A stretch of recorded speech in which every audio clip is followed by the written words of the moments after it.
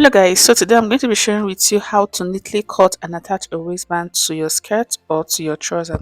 It is very simple, detailed and beginner friendly, so if you're interested, please watch this video till the end. So I'm going to be using this trouser for the illustration. I made this tutorial on how to cut and sew this palazzo pant in my previous tutorial, so if you're interested, you can go ahead to watch it out.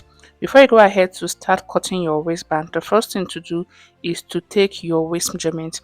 So you're going to go ahead to start taking the measurement from where you want the waistband to start from. You're going to go ahead to place your tape rule like this and take the measurement all around like you see me doing in the video. So after taking the measurement, whatever you got will be what you'll be using to draft your waistband. So for me, I have 33 inch, so I'm going to be using this 33 inch to cut out the waistband. So for the waistband, what I love to do is to cut on my gum stay first. So here I have a light gum stay. So the first thing you're going to go ahead to do is to insert your waist measurement plus 5 inch extra for allowances to be on the safer side. So don't just go ahead to cut out whatever you measure out. Make sure you add at least 3 to 5 inch for your allowances. Once you're done doing that, the next thing to do is to fold your paper or your fabric like you see me doing in the video. After folding your fabric or your paper like this, next you're going to go ahead to insert the height of your waistband you're making. So in my case, the height of the waistband I want to make is 2 inch. I'm going to be adding 0.5 inch extra for the sewing allowance. So I'm going to go ahead to measure 2.5 inch like you see me doing in the video, after which I'll cut it out.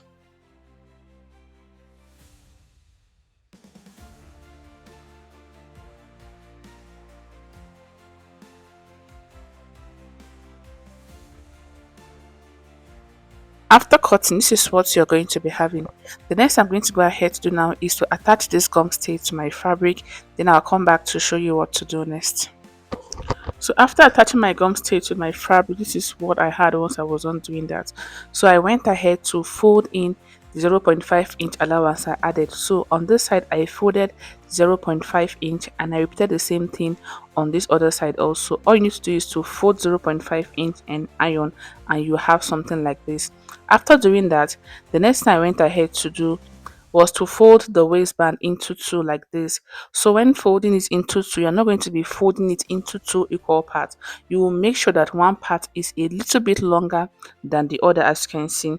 So you're going to go ahead to fold it like this, after which you give it a good press. So when you take your measurement after folding it into two like this, make sure what you have is the height of your waistband. So what I have here is 2 inch, which is the actual height of the waistband. The next thing I'm going to go ahead to do now is to attach the waistband to the trouser. So I'm going to go back to my sewing machine to show you how to do this effectively. When fixing your waistband, you're going to go ahead to start with the shorter part. Remember, I said you're not going to be folding the waistband equally, so you pick the part that is a little bit shorter. That is the part you're going to be starting with. The next I'm going to go ahead to do now is to bring in the trouser I'll be attaching the waistband to. So for the waistband, for me, I'm going to be starting from my zipper allowance, so I didn't sew my zipper to the waist. Next you're going to go ahead to do now is to place the waistband on the wrong side of your waist, making sure you have at least 0.5 inch allowance on this side. You are placing it on the wrong side of the waistline of your skirt or your trouser. After placing it, the next thing you're going to go ahead to do now is to start stitching. You're going to be stitching using the 0.5 inch allowance you folded. That means you'll be stitching on the folded part of the waistline. So I'm going to go ahead to stitch from this point down to the other side of the waistline.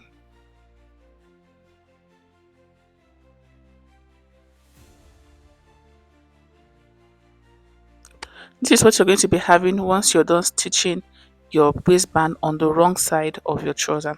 The next you're going to go ahead to do now is to fold in this allowance you left on this side. So you're going to go ahead to fold it into two like this.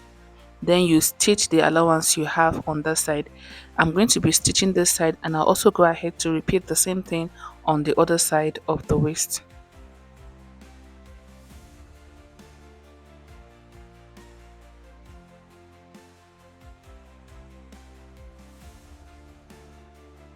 So after stitching it, the next thing to do is to use your scissors to push out the allowance very well, and this is what you're going to be having.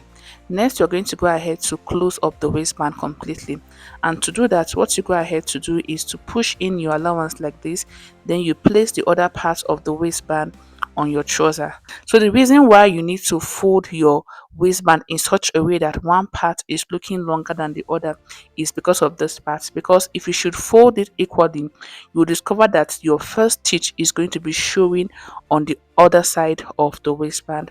So to avoid that, you need to make one part longer than the other, so that after folding it, the other side is going to completely close up the stitch you have on the other side of the trouser. I hope this is clear. So next thing you're going to go ahead to do now is to stitch this other side of the waistband on the trouser. So I'm going to go ahead to stitch from this point down to the other side of the waist.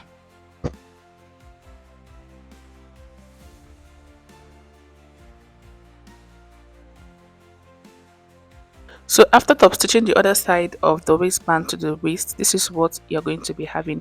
As you can see, it's looking so neat. The next I'm going to go ahead to do now is to stitch my zipper on the waistband, after which I'll give it a good press, then I'll show you what it looks like. So after I was done sewing the zipper to the waistband and giving it a good press, this is what the waistband looks like. As you can see, it came out really nice and very neat. You can go ahead to try yours and let me know about the outcome. So if you find this video helpful, don't forget to subscribe if you are yet to, and also don't forget to like and drop a comment. Thank you for watching. I will see you in the next tutorial.